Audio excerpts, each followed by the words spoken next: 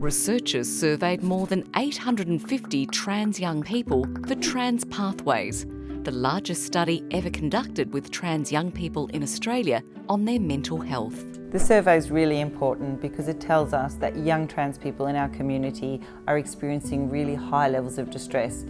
And as a community, we have a responsibility to do something about it. The survey found the overwhelming majority of trans young people had been diagnosed with depression and/or anxiety, rates about 10 times higher than seen in the general Australian young person population. It also found many trans young people had experienced post-traumatic stress disorder, an eating disorder, or substance use disorder. We asked trans young people what may be causing these mental health issues.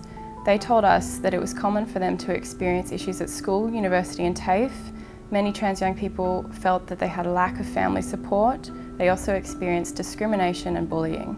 Trans Pathways found almost all trans young people had thought about self-harm, and 4 in 5 had actually harmed themselves.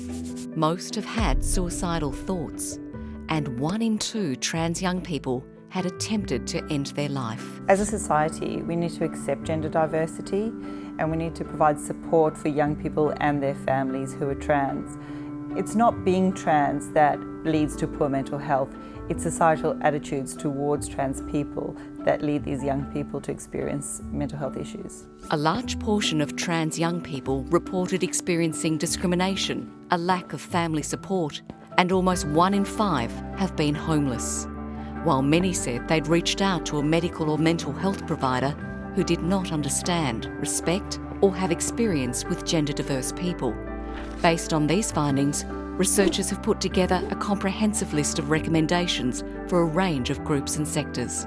You can find these, along with the full report, online. We hope that the results from this survey will help services become more trans-friendly, will help parents understand how they can better support their trans child, and overall help to promote societal change.